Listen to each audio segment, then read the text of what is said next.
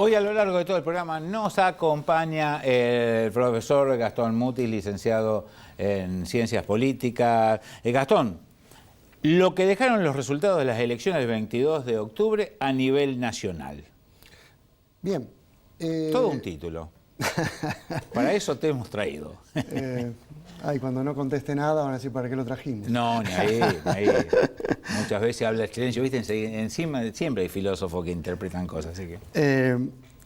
Primera cuestión que es importante es una de carácter institucional que no tenemos que olvidar.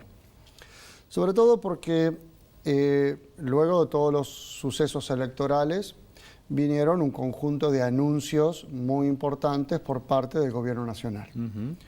Anuncios que tuvieron que ver con cambios impositivos, anuncios que tienen que ver con cambios en la estructura del Estado, en un intento de bajar los gastos estatales y obviamente del déficit público, por lo tanto. Anuncios que estuvieron relacionados con cambios en la legislación laboral y también porque hemos visto anuncios que tuvieron que ver con el ámbito universitario y también con el ámbito de la legislación electoral. Todos estos datos son postelectorales y es lo que a muchos periodistas, columnistas ha llevado a decir que estamos recién en este momento viendo el inicio del gobierno de Cambiemos. El inicio ellos lo toman en ese sentido, como diciendo hasta este momento hubo que administrar situaciones no deseadas, ahora es cuando van a empezar a proponer. Sin embargo, el tema institucional que a mí me parece muy relevante destacar es que el gobierno nacional va a continuar en estos 2 años no teniendo la posibilidad de mayorías automáticas ni en la Cámara de Diputados de la Nación ni en el Senado de la Nación. Esto que ha sido producto de la voluntad popular de la ciudadanía argentina, tal cual se expresó en el año 2015 y en el año 2017, que nos ha posicionado ante un gobierno donde el Ejecutivo tiene que permanentemente negociar sus leyes con las facciones de la oposición política si intenta que esas leyes puedan avanzar en el ámbito parlamentario, es un elemento que no podemos olvidar a la hora de discutir todos estos señalamientos y todos esos anuncios del Gobierno Nacional. Porque es imposible una reforma laboral sin la anuencia, sin el consentimiento de alguno de los bloques de la oposición, ya sea el Frente Republicano, ya sea, el Frente Renovador, sea el Partido Justicialista en alguna de sus vertientes que se expresan en la Cámara de Diputados o en el Senado. Pero lo mismo podemos decir con cada una de esas iniciativas que se han plasmado hasta estos días.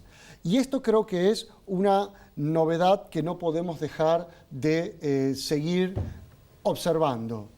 La política argentina va a tener por obligación, por necesidad, yo diría por suerte, que ser una política de consensos, donde la democracia va a tener que ser cada vez más utilizada, porque de no ser así, el gobierno se va a enfrentar con fracasos muy importantes en el ámbito legislativo, y esos fracasos en el ámbito legislativo no son beneficiosos absolutamente para nadie, menos aún para los ciudadanos. Gastón, ¿a qué atribuís la llamada ola amarilla, que de repente transformó en una alianza, un frente, en una marca, como dicen los analistas, los que hacen encuestas y demás? Cambiemos es una marca. Puedo ir yo como candidato que ya tengo un piso importante. Está ahí, pero Andrés, un nabo, pero viste, tiene asegurado esto. ¿Qué hay detrás de eso? ¿Un odio a lo que pasó o un apoyo conociendo qué es lo que estoy votando? Porque es una marca. Probablemente tengamos que decir que significan cosas muy distintas y también en distritos muy distintos. A ver. El voto en Cambiemos en la provincia de Córdoba no es un voto idéntico al voto Cambiemos en la provincia de Jujuy, en la provincia de Santiago del Estero, Sí. en la provincia de Buenos Aires. Sino estamos tratando de plantear que las motivaciones de por qué se vota en un distrito, más en elecciones legislativas Sí. como estas, va a ser unánime y única a lo ancho y a lo largo de nuestro territorio nacional. Y esto no es así.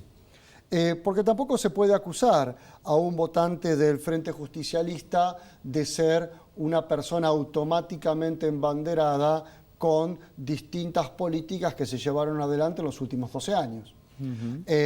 Lo que sí estamos viendo es que la motivación del voto es una motivación de diferentes componentes. Y esos diferentes componentes, algunos son culturales, porque hay culturas políticas que en las propias familias funcionan, familias que son más propensas a votar un símbolo partidario que a otro, y que se replica esa tendencia de generación en generación.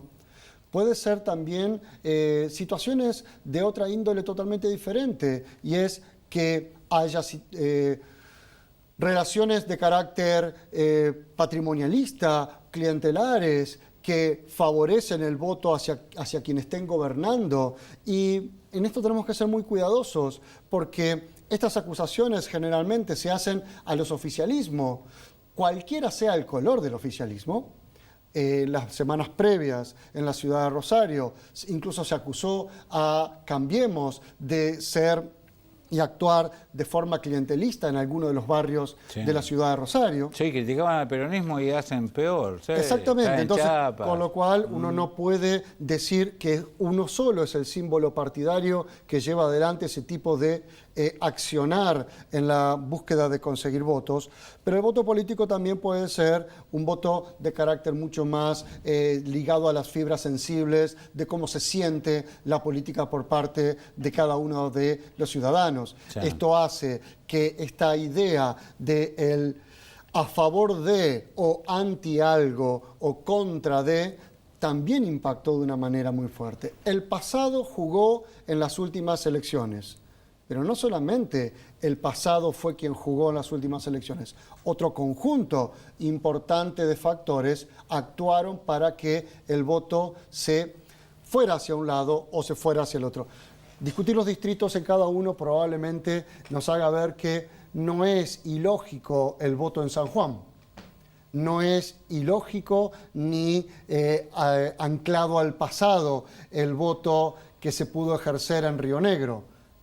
Representa un estado de ánimo también de cada una de esas provincias. ¿Ya empezó la campaña para el 19? Empezó la puesta a punto, empezó el tantear qué posibilidades hay de que tal candidatura, tal nombre, tal nómina de candidatos puedan unirse o puedan no unirse, puedan colisionar o coalicionarse.